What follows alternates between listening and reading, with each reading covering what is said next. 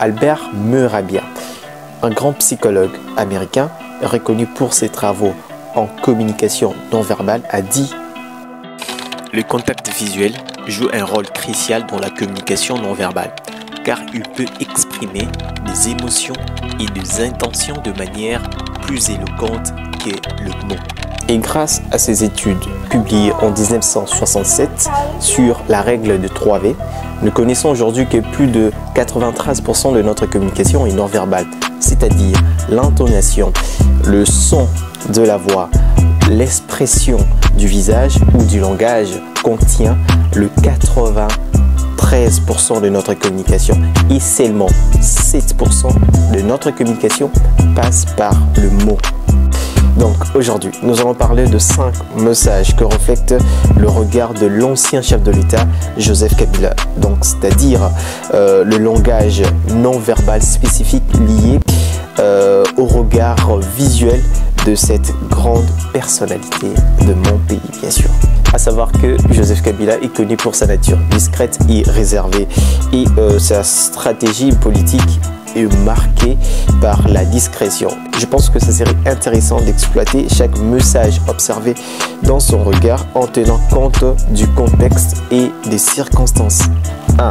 Lors des interviews, Joseph Kabila a toujours maintenu un regard direct et soutenu. Bon, c'est pas pour intimider les journalistes, bien sûr. Vous avez parlé de l'impunité, vous avez dit qu'elle ne pouvait plus prévaloir. Mais il y a des gens qui sont en prison, des personnes qui ont été jugées dans le cadre du procès de l'assassinat de votre père, un procès qui a été décrié par les organisations de droits de l'homme comme un procès inique. Parmi ces gens, il se peut qu'il y ait des innocents. Est-ce que, Monsieur le Président, vous avez l'intention de rouvrir ce procès un jour ou bien de prononcer une amnistie? Merci. Nous avons le plaisir de recevoir son Excellence Monsieur le Président de la République, Joseph Kabila Kabange, qui est candidat au second tour de la présidentielle. Comme vous le savez, c'est dans les quelques heures qui vont suivre, le dimanche 29 octobre 2006. Et sur ce plateau, nous avons un panel des journalistes non les moindres. Nous avons tout d'abord Kibambi Chitoa Tropicana. Bonsoir. En fait, ce type de regard peut signifier qu'il est présent et attentif. Cela suggère qu'il prend les interactions au sérieux et souhaite établir une connexion honnête avec ses interlocuteurs. Cela peut également indiquer qu'il porte une attention particulière à ce qui est dit. Deuxièmement, face à des situations délicates, il a un regard fuyant devant une question difficile ou controverse. Avec Hillary Clinton, vous avez rencontré le président Kagame.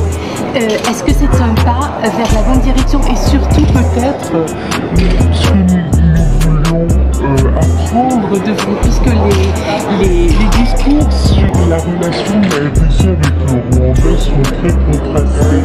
Quel est l'état de la relation actuelle de la RDC avec le Rwanda, notamment après cette rencontre avec Hillary Clinton? Écoutez, et à la tête de la population? La vérité, elle est têtue. La vérité, c'est qu'on n'a pas de bonne relation. C'est ça la vérité. Et en communication non verbale, cela peut signifier ou soit indiquer une tentative de dissimulation, de malaise ou de tentative de minimiser l'importance d'un sujet délicat. Mais il n'est pas le seul.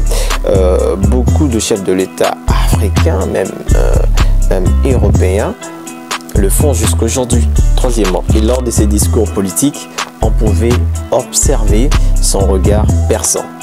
En fait, par exemple, lors des discours politiques importants, Joseph Kabila pouvait utiliser un regard intense et perçant. Alors, qu'est-ce que cela signifie?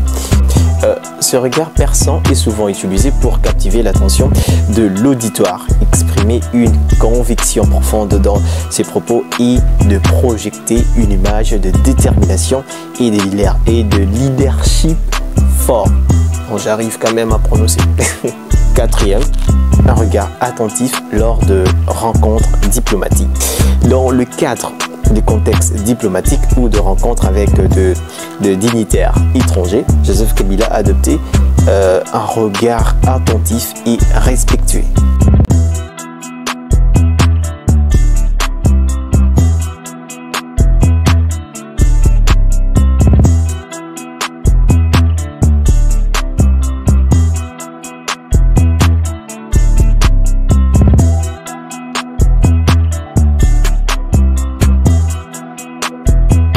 Et en fait, ce qu'on peut retenir de ce regard, tout simplement, c'est pour indiquer un intérêt sincère pour les discussions en cours, ainsi qu'une volonté de maintenir des relations positives et constitutives en fait avec le partenaire international. Bon, je pense. En fait, lors des grands événements publics ou des manifestations, l'ancien chef de l'État Joseph Kabila pouvait parfois afficher un regard distant ou évasif. Et ce type de regard peut suggérer une certaine réserve émotionnelle ou une volonté de maintenir une distance symbolique avec la foule, parfois interprétée comme un signe de prudence ou de protection personnelle, tout simplement. Voilà, c'est la fin de cette vidéo, c'est qu'on doit retenir ce quoi. Je pense que chacun de ces exemples illustre comment le regard visuel de Joseph Kabila, l'ancien chef de l'État de notre pays, pouvait être utilisé pour communiquer des messages subtils mais significatifs